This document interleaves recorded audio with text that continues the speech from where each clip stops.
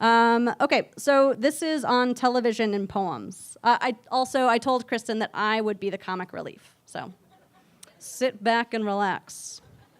On television and poems.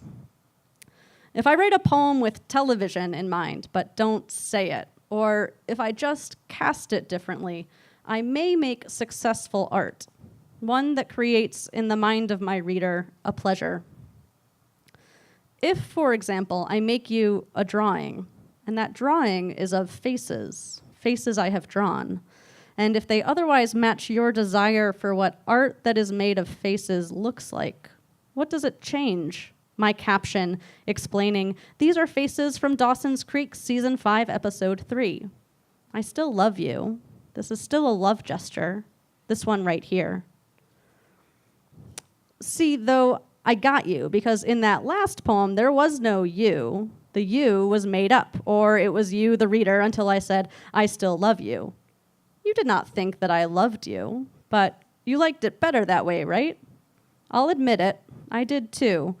We want our poems to have beloveds because beloveds give us an excuse to talk about television.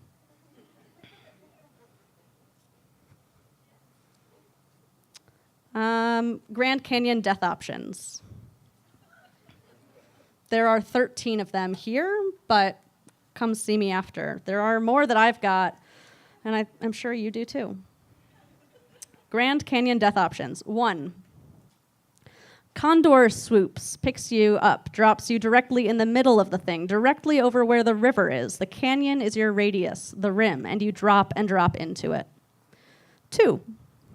Unexpected weather, unexpected wind gust pushes your body, which is a windshield, a land sail, into the canyon from the rim. Tumble, tumble, it is unexpected. 3. Your lover photographs you, then pushes you in. 4. Your lover throws your sandwich or Wallace Stevens book or grandmother or water bottle over the edge, and you run after it. You have made your choice. 5. Jump as far forward as you can, which is at the most in the tens of feet. You are no Olympian, and even if you were. 6. You somewhat desire water, though desire is perhaps too strong a word for what you feel, and it seems that the closest water is that river at the bottom. So you say, be right back, and start climbing, or walking and climbing, down toward the river, neither totally comprehending nor caring how long that will take you. Numbers and warnings mean nothing, and you die wearing jeans and a baseball cap somewhere just a few miles into your half-hearted trek. 7. Condor shadow makes everything dark, then bright again, and a seizure disorder you didn't know you had sends you wildly flailing into the largesse, the cavern, the expanse. And down you go, wild and yourself expansive, beyond any previous expectation you had regarding your frail human limits. And above you, the condor shits freely, for there has never been and never will be any reason not to. 8. Not enough water. 9. There is snow packed and matted at the edge. You slip, and it seems so obvious. 10. Your lover does not yet want to share the Milky Way bar you brought to the canyon, and so you throw yourself over the edge.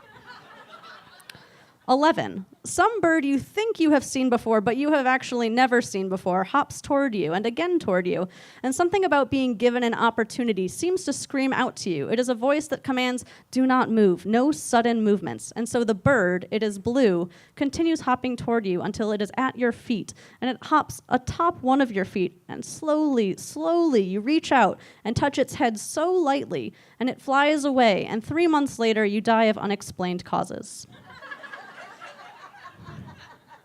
12. In this option, you are the bird. A person who wants to reckon with mortality, their own, and scale, in this you are implicated, throws a rock or a branch or a plastic bottle cap as far as they can. It's not very far, see death option 5. And on its way down, this projectile hits you squarely on the head. It is not enough force to kill or injure you, but you are confused. It is fairly stunning and unexpected. And in your confusion, you fly right into the edge of the canyon and tumble down already dead. 13. You and your lover survive your trip to the canyon without impulsively pushing one another into it. You are in the car and you leave the park watching the sunset over yet another set of desert canyons. Once you arrive home, you take off your boots and your socks and your thin spring coats. You begin pushing each other to the ground because you can, because it is safe now, because the wood floor will certainly hold, stay where it is, will certainly not collapse into a crevasse a mile deep, because there are no more mules or condors or strangers with cameras. You take turns pushing and pushing and pushing each other over until it is the middle of the night and you are both exhausted and bruised and crying on the floor. You close your eyes and think of the forests you drove through today. You fall asleep safe on the floor, still, and someday you will die. Comedy. This one is, in the 90s, my perception of popular culture got all muddied up with shame, generalized confusion, and anxiety. It has an epigraph from Anne Carson. It's not a complaint. Not a complaint. Disney characters are mostly naked. It is nothing anti-lesbian as I had once contrived. It has almost nothing to do with me. In fact, I'm not a Carrie or a Samantha, but a young Simba. When I was young, I hated Stevie Nicks. I almost just read instead of I hated Stevie Nicks, I dated Stevie Nicks. We'll get back to that later. When I was young, I hated Stevie Nicks because of a feeling in my chest. Ditto that Four Non-Blondes song that played at all of the Benet Meets Vote. Rereading Wallace Stevens, it occurs to me that historically much of philosophy has been bare masculine narcissism. Not necessarily a complaint. My poems, too, are about me, but hopefully they... Well, I'm not sure what I hope. When I was 9 years old or so, my friend Rachel and I wrote fan letters to Jonathan Taylor Thomas. He wrote back to her, but not to me. This is not my route, confusing identity with desire. I am sitting next to a number of toy figurines in a bookstore. The ones I'm drawn to, Simba, Aladdin, Bunny with tall ears. Not drawn to all of the others. I'm reading this one for Kristen. I want to make intense eye contact before I do. Is she somewhere? Okay. I see you. Hello. This is the anxiety of responsible men.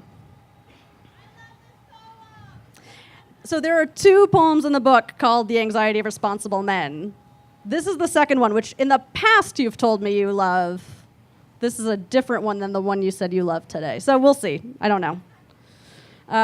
This one is for, but not about, Joe Paterno, etc. And it's funny how time moves. There are so many people it could be about, not just Joe Paterno. 1. Before any of this came out, we took truth very seriously. Now we ask, can we still? We don't think so, but it's what we want. We wander around villages aflame. We are naked, and the heat gets to us. Yes, the village is on fire, and we are charred. Uh-oh, you say to me. I'm afraid I might be lying again. 2. Sitting cross-legged on the bottom of the well, you are not calling out for help. You can't keep calling out all day. There are certain hours in which you are sure there is no one nearby. There is no one up there, so you do not call. This moment you are in was preceded by exactly 1 hour of not calling out. In the next hour, a squirrel will fall in and join you. 3. How is a person supposed to make a plan, to do anything at all? There is no positive reinforcement for planning, only the anxiety of responsible men. I plan to stay here for 84, 403, 9, 10, 10, 10, 10. It doesn't even matter. There will come a day when I am scolded for my failures, asked impolitely, and I will have earned it, to leave. Kristen, was that one okay? I'm just kidding. That's what we call fishing for compliments. I'll just read a couple more. Can you hear me with this train thing happening? Okay, great. What? Is that a joke? Can't really. Okay. Being white watching Friends. 1, the reason to rewatch television shows that you've seen many times is that it gets to be invisible there in the background. In my poem about Madonna, Madonna gets to be invisible, unraced, white and or nothing at all. In my poem about Madonna, I too considered myself racially invisible. Being white watching Friends, race is invisible for hours and hours at a time. Being white watching basketball, I'm relieved when the commentators call Kevin Love, also white, a horse. But it's not actually a good sign, just that we've coded basketball successfully, that he's successfully become a basketball body. 2, it's not that Billy Collins is a bad guy, it's that he believes himself to be a kind of invisible that demands the superimposition of a visible film over himself for added interest. For example, a Chinese context. Is Billy here? Okay. I have suffered from this too, along with other lazy racialized poetics. I think we white poets could practice some radical compassion. Not forgiveness, not persona, not striving for proximity, but instead active apology and considering our own racialized experiences, positions. I would understand if my childhood home needed to be seized to make reparations happen. It's not to say I would just shrug and say, oh well, but it isn't actually amends if it's easy. I don't have a house of my own, so what do I have? The reason to rewatch a television show with your parents is to watch them watching it, and then to be mad at them for being so much like you, like fear you. None of you a bad person. We have to let it be. There's an episode of Friends where Monica makes birthday flan, and the other friends don't like it, aren't excited to eat it. Watching it, we interject racist at every flan joke. Part of it is that the 90s sucked. Though we love them, miss them, why is this supposed to be funny? Did white people not like custard in the 90s?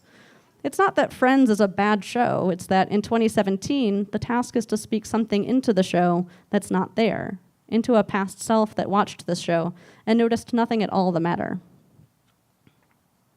Okay, last one. I'll end with Love Dream, because that's what the book's called. This poem and every poem dedicated to Kristen Nelson. It is pretty genuinely true, and you can read more about this in the acknowledgments that this would not be a thing if it weren't for Kristen. So, deep heart bow. Okay, Love Dream. In the dream, Mary Kate and Ashley and I were eco-terrorists infiltrating corporate living. Somewhere in or around LA, there were whole towns where employees of chains would live together. The homes looked like giant restaurants and were called things like I Heart Days Inn. Every dormitory slathered with advertisements. You could tell it was like a cult, something really creepy. Either Mary Kate or Ashley was my partner, but not the one that had originally had a crush on me, something like 15 years earlier. I waited in the car for the one who gave me the reddish hot chocolate mix I kept on my dash in a Ziploc. My phone wouldn't charge, and it was because I hadn't plugged in the other end. The one who had originally had a crush on me was breaking up with her husband in another car. All the cars were American cars. Doors slammed. My partner was back, either Mary Kate or Ashley. I loved her in the dream, but I knew it was going to be a difficult time. Thank you.